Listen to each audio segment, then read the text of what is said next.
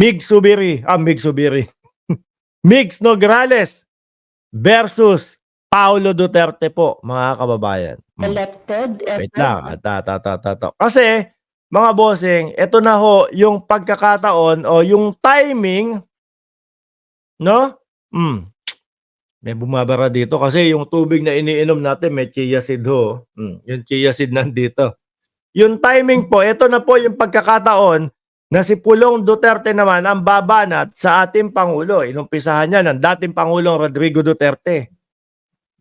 Mga kababayan, doon sa kanilang mautog, doon sa Davao. Hindi umubra. Walang nangyari. Ano? Sumunod si Baste Duterte sa mga mautog din ho nila. Hindi pa din umubra. No? Kahit Gina at galit na si Baste Duterte sa mga nangyayari. Umabot pa nga sa punto na gustong sampalin daw po si General Torre. No? Wala pa din pong nangyari, mga kababayan. Hindi pa din po pumabor ang taong bayan sa kanila. Sumunod si BP Sara. Bumabanat-banat na last week si BP Sara, di ba? Mga kababayan. Mukhang pakiramdam nila wala pa din pangyayari. Ngayon, it's time for Pulong. Si Pulong naman daw po, mga boss. Di ba? Si Pulong naman daw po, ano po ang isinusulong na bill ni Paulo Duterte? Hair follicle test, mga kababayan. Hango sa issue ni Maharlika. Biruin niyo po, ano? Mga congressman sila, mga mayor, mga vice-presidente. Tapos makikita mo parang napapasunod lang sila ni Maharlika. Bato de la Rosa, di ba? Huwag niyang sabihin na hindi, kumbaga, hindi siya napasunod ni Maharlika doon. No? Ipinilit niya yung session sa Senado. Di ho ba? Yung session sa Senado, pilit na pilit ho yun. Ngayon, pagkakataon na, Pulong Duterte naman po yung sa isinusulong na lahat daw po kasama. Pero ito, meron tong highlighted na pangalan. Dapat kasama ang presidente. Sinagot ho ng mga young guns ng Kongreso, mga kababayan. Nandiyan po, hindi ko kilala lahat, pero dalawa dito kakilala ko. Isa po, na-meet ko ng personal. Hindi natin masabing kaibigan po. Si Congressman Bosita, yun, talagang kumparing buo natin yun. Pero si Congressman Rhodes, ayan, nakakausap natin, no? Pero eto po, banat po mismo ni Migs Nograles, mga bossing. Pakinggan ho natin. Congressman Paulo Duterte po ay nag-file ng bill para po sa mandatory random drug testing every 6 months for all elected and appointed government officials. Tapos meron din pong provision doon for voluntary drug testing for everyone running in election. Sandali, intuin natin Ayan, every 6 months daw po, mga kababayan. Nabasa ko lang to si Victor Manuel Natakot si Baste, baka tegihin siya ni General Torre. Hindi nga nakapagsalita Pagkatapos nung sinabi niyang sampal, tapos sumagot si Torre, si General Torre, tapos hindi na sumagot si Baste. No? Nanindak lang. Elections. Ano pong masasabi niyo doon? Maybe we can start with Kong Migs as Vice Chair po of the Civil Service and Professional Regulation Committee. Parang wala akong yan, walang choice. Kasi siya una talagang pinasagot. Sabi ni Maharlika, naku, si Migs Nograles. Puro retoke naman yan. Hindi daw maganda si Migs Nograles, mga kababayan. Sabi ko, ano kayo dyan? Hindi kayo nagagandahan dito? Choice ako talagang inuna mo, Tina, Yes po, ma'am. Well, with any legislator naman, they're welcome to file bills, right? That they deem fit. But as a legislator, I hope lahat naman tayo, as legislators kami dito, alam naman namin yung mga rules na we file, not just to file, but the intent is good, and I hope the intent for this is good. There is a Supreme Court case already that deemed unconstitutional a mandatory filing, mandatory drug testing if it's going to be deemed included as one of the qualifications for a candidate kasi yung constitution naman naglalagay nun.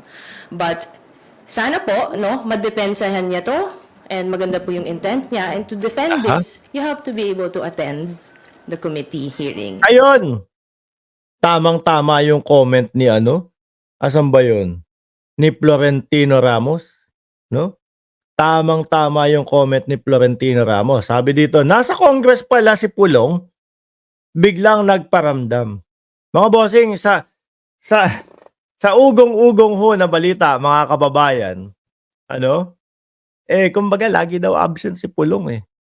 Lagi daw hong wala sa Congress. Kaya nasabi naman po at nabanggit ni Atty. Migs yan, mga bossing. Baby Migs. Ano?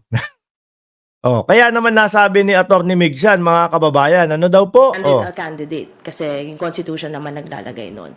But sana po, no, madepensahan niya to. And Aha. maganda po yung intent niya. And to defend this, you have to be able to attend the committee hearing. And not Baka wala lagi si Pulong, mga kababayan. Para madepensahan mo nga naman yung bill na yan, kailangan lagi kang umaattend sa mga hearing. Nasaan ba kasi si Congressman Pulong? Aba, ito sabi ni Rego, oh. Baka lagi sa sabungan. Mahilig bang magsabong yun? Hindi ko alam ho, mga kababayan. Hindi ko ho alam. Sabi naman ni N. Cruz, tamad si Pulong kaya pinagtawanan lang. Di ho ba? Kumbaga yung parang bigla kang susulpot, bigla ka na lang lalabas dyan. Ganito, may bill akong ipapasa. Tapos, yung kampo ninyo parang ipit na at wala nang magawang paraan para mapatalsik ang Pangulo. Biglang sisipot doon sa session, sisipot bigla sa Kongreso. Ano intention doon? Mapapaisip, syempre ho, mga kababayan. Aba, bigla kang lumutang ha. Anong bago? Boss! Baka ganunin ka ni Malupiton. Sino ho dito nanonood kay Malupiton? Boss! Ano ang buhay-buhay dyan? Di ho ba? Tuloy natin to. pass it on to someone else. So, if this is his bill, we respect it. It will go through the process. Totoo. Sana lang na mapakita niya bakit niya ginagawa to, and na it's not for any vindication of anything. It's not to single out Walang hindi paghihigante or hindi para sa isang tao lang. someone because that will be unconstitutional. Correct. Di ho ba, mga kababayan? Sana hindi ginagawa to ni Congressman Pulong Duterte para maghigante lang or para sa iisang tao lang. Dahil wala sa konstitusyon yun, mga kababayan. Kumbaga, dapat nakabubuti sa nakararami. No? Alam naman po natin ang sitwasyon nila. At alam naman po natin kung ano yung mga pinupush nila, mga kababayan. Alam natin na init sila o inip na inip silang mapatalsik ang ating presidente, mga bossing. And sana this applies also sa local government units because as our friends in media know, Naku, local government units. Mga kababayan, eto naman. Baste Duterte naman to. Mga bossing. No? Parinig kaya kay Baste Duterte to? Kasi bakit? Ano po nangyari nung mga ilang buwan ang nakalipas, mga kababayan? Tanong natin kay Janea Somera. Di na ako updated sa mga ganap, Sir Mark. Pogi. Aba, may pogi ka pa ha? Tanungin natin kay Janea. Janea, ano ba pagkakaalam mo? Doon sa, ilan ba yun? 39 o 37? Doon sa mga tauhan yata ni Pulong yon. Nag-positive lahat.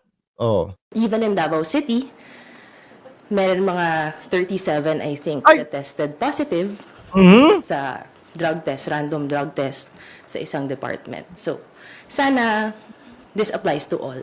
Hindi lang. Yan po ang sabi ni Atty. Migs Nograles. Sabi ni Bagwis ng Abra, hello boss! Boss! Kamusta ang buhay-buhay? Ano yun, ano? Nalulupitan ako doon kay Malupiton eh. Ang lupit magpatawa, mga kababayan eh. Yan po yung nasabi ni Congresswoman Migs Nograles, mga bossing. Ano naman ang sabi ni Rog Gutierrez? Congressman din po ng One Rider Party List. Yung susunod po, ayan, ito. I-skip ko na. Nasaan ba yun?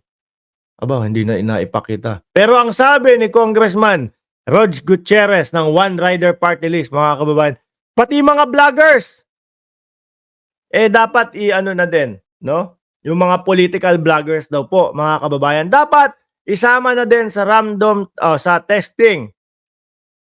Kung mga bumabatak ba o hindi yung mga vloggers, para alam din nila kung ano yung mga pinagsasasabi nila. Tayo naman po, mga kababayan, okay na okay. No?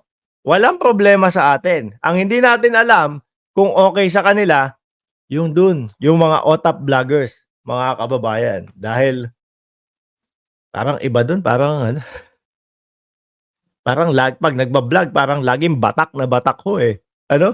Parang laging walang tulog yung iba dun eh. Oh. Kabahan kayo ha. Dun sa isinusulong ni Congressman Paulo Duterte. Siyempre, hindi lang po siya yung masusunod dyan. Kung sakali na maipasa yan, may mga idadagdag dyan at merong, kumbaga, titingnan kung posible na maisama. Paano kapag naisama yung mga vloggers, mga political vloggers? Di lahat tayo magpapates. Baka mag-positive kayo dyan, ha? Yung iba pa naman dyan, laging parang pawis, laging tuyot. Tuyot. Parang laging stress na stress, di ba? Parang walang tulog.